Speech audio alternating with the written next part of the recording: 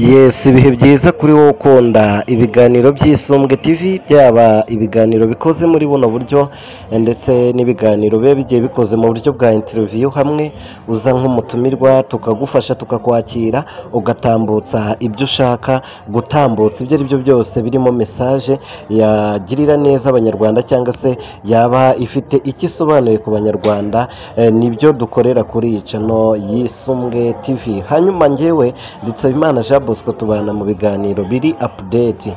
Nimvuga update ujye wumva ibiganiro bigezweho, bya biganiro biba biri gutrendinga mu gihugu hagati mu Rwanda ndetse no hanze yacyo. Nibyo tubanamo ibiganiro bya showbiz mu buryo bwose. Ubu ngubu rero ku munsi washize w'ejo bundi nari nabagejejeho ikiganiro cya Papi Claver ndetse n'umugore we, ngira ngo ni ikiganiro cyabashimishije, nubwo bamwe bagiye bavuga ko ntasobanuye byinshi nari nshatse kuvuga muri kiriya kiganiro.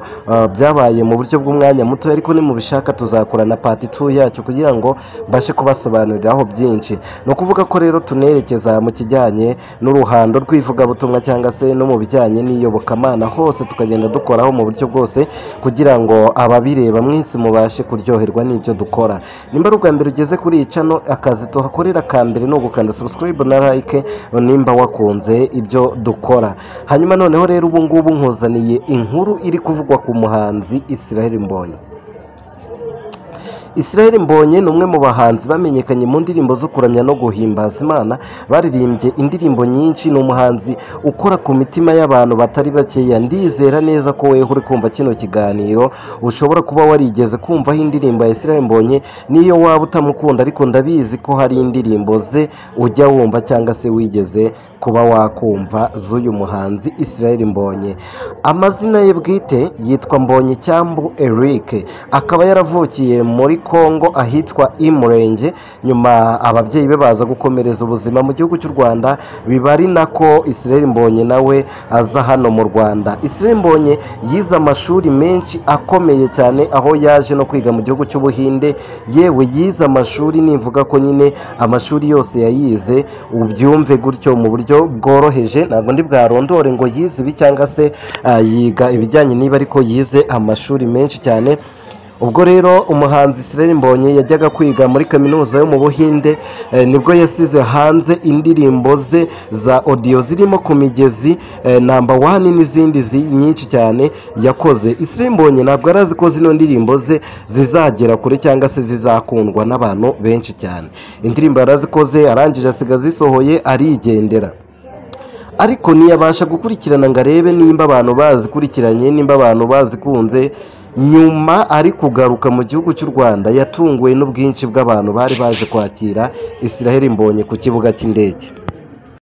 Ubwo yageraga ku kibuga cy'indege, Israel Mbonyi yasanganijwe urukundo n'abakunzi bari barakunze za ndirimbo yasize akoze. Israel Mbonyi agiye kuri YouTube channel ye yarikanze, yasanze ari ibitangaza, abantu barakunze ibintu bye kurenza urwego yabitekerezagamo. Niko guhita yinjira mu muziki, noneho azamo abigize nk'akazi. Israel Mbonyi yakomeje gukora indirimbo nyinshi zikundwa n'abantu batari bakeya, aho mu rwego rundi yaje kuzanamo injyana imeze nk'uburyo bwa reggae, ahinduye izo yaririmbagamo za number 1, aza noneho mu buryo bumeze nk'ubwa reggae. Noneho ni uburyo yaje kumvikamo abantu bakunda umuziki wa gospel, ku buryo abantu benshi hajemo umuziki udunda kuntu, ku buryo n'abatari abakristo bumvamo iyo njyana bakayicuranga bakumva ni injyana ibyinitse, bituma Israel Mbonyi afatisha cyane.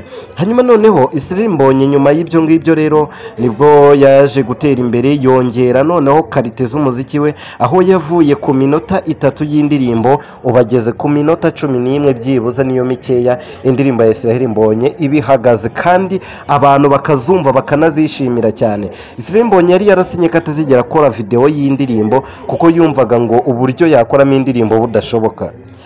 Arasinya aravuga ati ntago nzigera nkora video. Nyuma aza kwisubira aravuga ati ngomba kujya nkora live, nkakora ama video ari live. Nubwo rero yabitangiye nabyo biza gukundwa n'abantu batari bakeya. Kuri uyu munsi wa none biravugwa ko umuhanzi Israel Mbonyi yaba yarateye inda mu gasozi, kandi Israel Mbonyi hari hashize igihe atangaje umukunzi we benda no kurushinga, benda kubana bakoze ubukwe. muri iyi minsi njya kumva numva ngo Israel Mbonyi yateye inda mu gasozi. Israel Mbonyi ngo hari umukobwa yateye inda, ngo hari umukobwa baryamanye. Nza kubigenzura neza ndavuga ati iki gishobora kuba ari igihuha bari kuvuga ku musitari nk'uriya kugira ngo bamusebye, ariko Israel Mbonyi nza kubikurikirana neza ku kinyamakuru cya Emirene uriya ufasha Vestina na Dorcas, namwe muze kugenda icyo kiganiro mu kirebe, nsanga Israel Mbonyi hari umugabo uri kumushinja koko yateye inda mu gasozi, ariko kubyumva nk'abakirisito biraremereye cyane, biranababaje.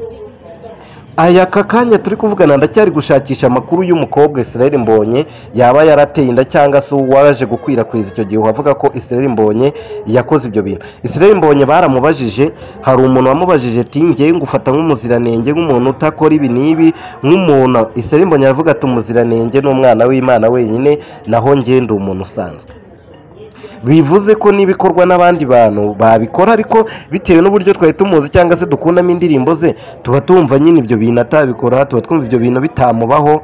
Ariko muri makeya iyi nkuru iri kuvugwa kandi Israel Mbonyi nawe arabizi ko iri kumuvugwaho. Icyo gihe bamubaza kuri Empire hariya kuri Emirene ntabwo yigeze abihakana. Icyo kiganiro mugende mu kirebe.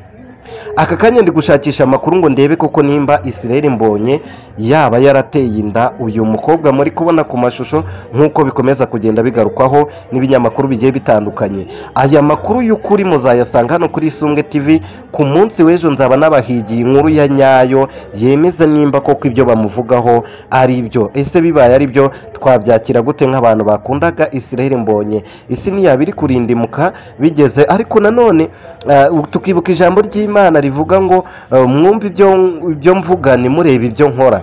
Ntabwo twamurenganya ngo tumucire urubanza kuko nawe ni umuntu nk'abandi. Ibyo byanaba niyo byaba ntabwo byatubuza gukomeza gukunda umuhanzi Israel Mbonyi. Mwifurije kugira umugoroba mwiza cyangwa se igitondo cyiza bitewe n'igihe wumvise kino kiganiro. Bye bye.